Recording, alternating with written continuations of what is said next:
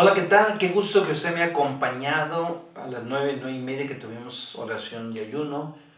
Lo vamos a levantar a las 2 de la tarde el día de hoy y que estuvo conmigo de 11 a 11:30 en vivo para estar orando por ese tiempo de pandemia. Mire, hace en abril, mayo, hice un escrito que ahí está en el Faro, en la revista El Faro, sobre lo que tiene que ver con la carta de Lutero. ¿Qué hacer en este tiempo precisamente de pandemia por este coronavirus? Y de lo que hay gente que está diciendo, lo vuelvo hoy a comentar porque, mire, ha habido gente que cree que pues se va a morir finalmente, ¿no? Y eso es cierto, todos nos vamos a morir. El asunto es que si nos muriéramos nosotros coronavirus, solamente nosotros, no hay problema. Ya se quiere morir, pues adelante, ¿no? Dijera un teólogo, muérase. Pero el asunto que no es eso, el asunto que usted se contagia y contagia a otros en su familia. Eso sí es un problema.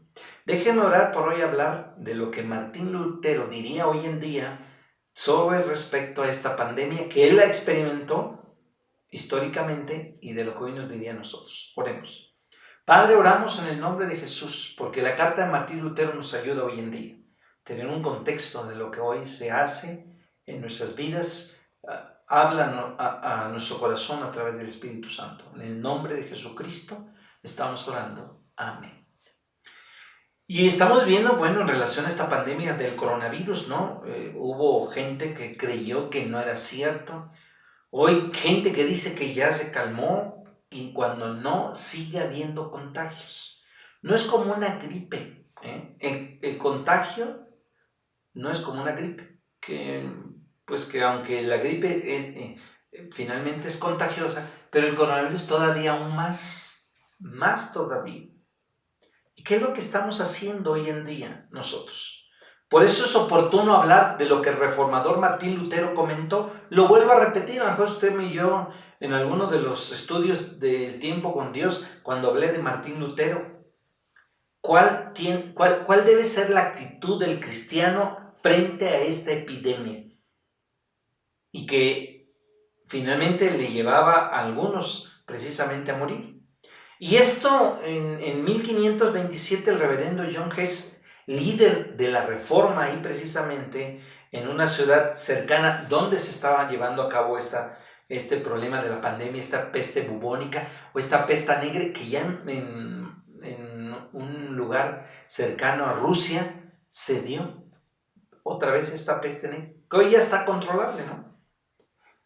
Le envía una carta precisamente a Wittenberg, a Martín Lutero, y él habla de lo que significa precisamente este tiempo de pandemia con esta peste bubónica o peste negra. Se habla hablan que en el 165-180 la peste antonina hizo que murieran 5 millones de personas. Habla. Y por eso, ¿qué dice Martín Lutero ante este tiempo? Sobre todo cuando él llega en 1527, ahí llega él. Y entonces pasaron unos meses, la peste empezó a cobrar vidas. Y aquí está la decisión del reformador en quedarse en Wittenberg. Fue osada y revelaba precisamente lo que tenía que ver con su propia seguridad y la propia situación de la familia. Pero él va a contestar en una carta de 14 páginas titulada sobre si se debe huir de una plaga mortal. El título de su carta habla de esto.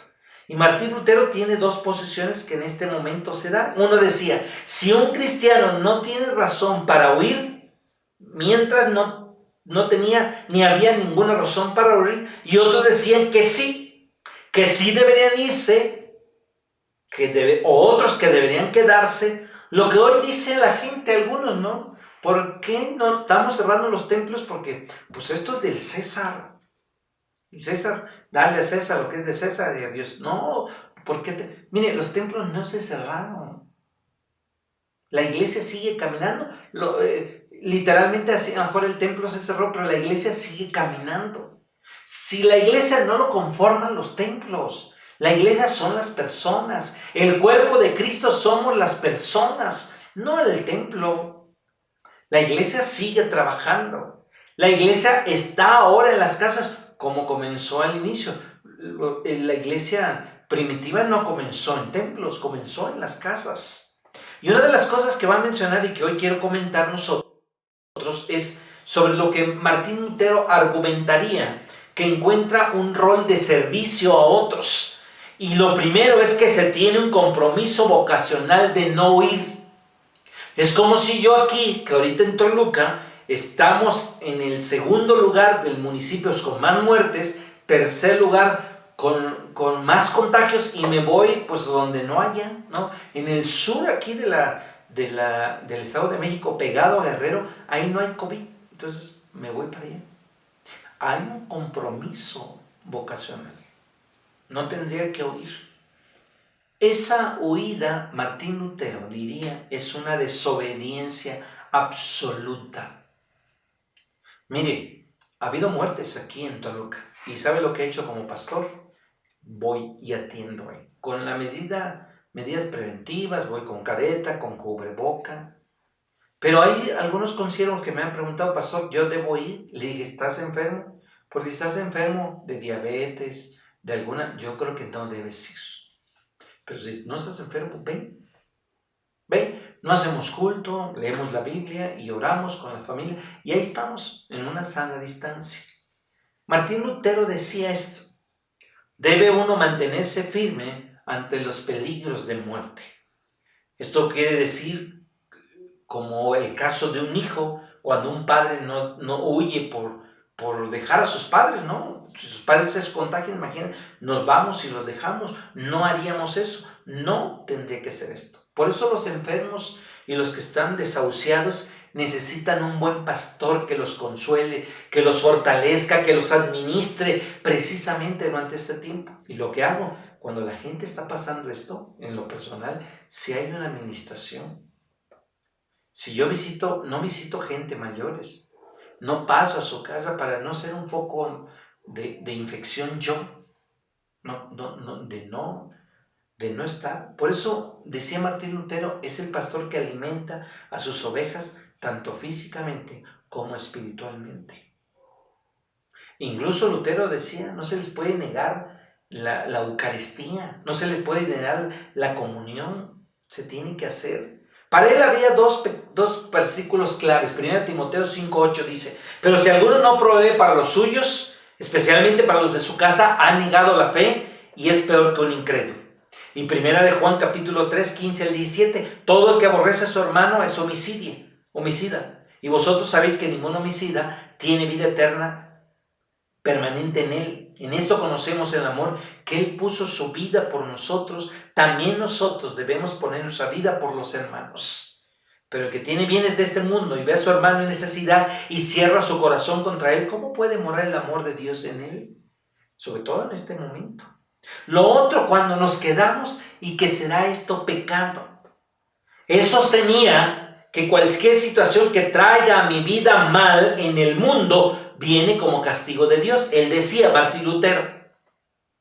Y en el pensamiento judío cualquier enfermedad era asociada de que alguien estaba pecado. Bueno, incluso han algunos dicho, ¿no? Por algo se murió, ¿no? Seguramente andaría mal. Pero no asociemos nunca a la enfermedad con pecado, porque recuerden cuando el ciego que Jesús sanó, le preguntaron a Jesús, ¿quién pecó? ¿Sus padres o él? Dijo, ninguno. Esto venía del Señor. Es decir, enfermedades que no se asocian precisamente a pecado. En la teología de retribución, los impíos y pecadores sufren las consecuencias de lo que hacen. En esta teología de retribución, si viene una plaga, no nos resta esperar con paciencia la justa retribución por la maldad. Job, en donde perdió todo lo que tenía, sus hijos e hijas, su ganado, sin dejarle sin nada. Su esposa atribuía que la integridad no le llevaba a nada, que maldijera a Dios y que se muriera. Porque a veces pensamos esto, en la medida como nos portamos, pues es la teología de retribución, Dios me va a dar, ¿no? No me da porque me porto mal. Eso no es cierto. Job lo explica ahí. Hasta los malos viven bien. Y este no es un principio de retribución. No es una teología de retribución, por supuesto. Yo me porto bien, me va a ir bien. No es cierto eso. En ocasiones tú te puedes portar muy bien y te puede ir muy mal.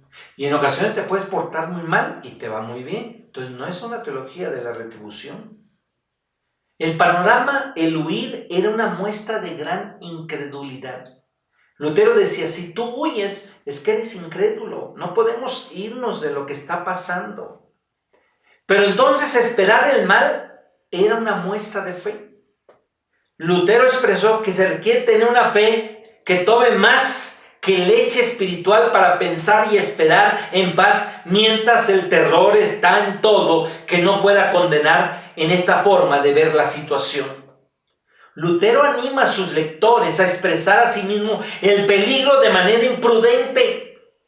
Es que a veces somos imprudentes, queremos hacer actividades y ya en los reuniones no pasa nada, contagiamos a alguno y se muere, porque somos imprudentes. Hay que tener cuidado, no tentemos a Dios.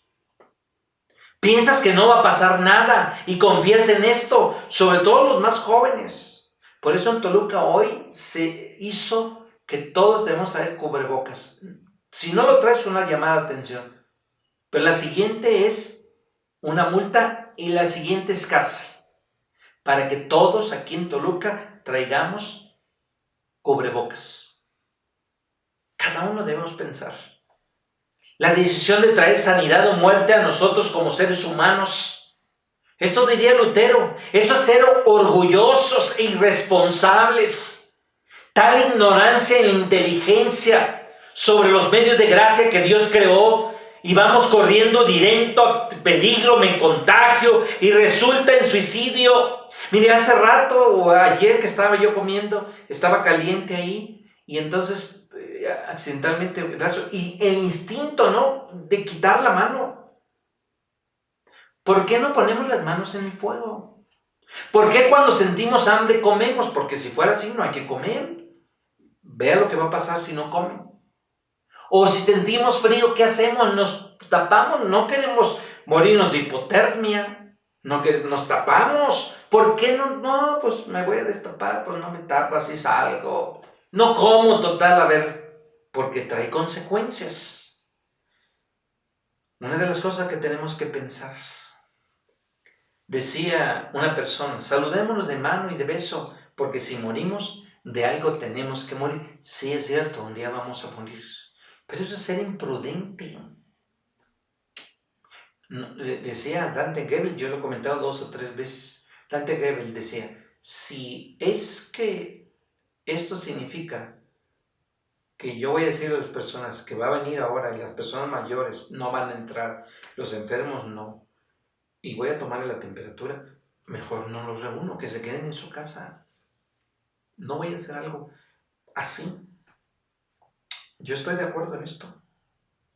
Por eso nosotros lo que humanamente tenemos que hacer, tratamos de evitar el castigo y comemos. Tratamos de evitar el frío y nos abrigamos. Comemos y nos vestimos. Significa que nuestras acciones son de incrédulos que no confían en el juicio de Dios. Y por eso hay que hacerlo. Me faltó una partecita, la comentaré el próximo domingo, la parte que corresponde en el culto de las 9:30, hablaré de esto otra vez. Terminaré con esta parte. Déjeme hablar. Padre, oramos en el nombre de Jesús, porque lo que tenemos que hacer a través de la Escritura. Hay cosas que debemos no oír, quedarnos, y hay otras que no podemos tentarte. Por eso oramos, para que nos dé sabiduría. Sabiduría para guiar como líderes, como pastores a tu pueblo. En el nombre de Jesús estamos orando. Amén. Es un gusto saludarles. No terminé hoy, pero lo haremos, si Dios quiere, el próximo domingo. El próximo a las 9:30 estaré hablando precisamente de la última parte de lo que Martín Lutero decía. Hasta pronto. Que Dios te bendiga. Bye.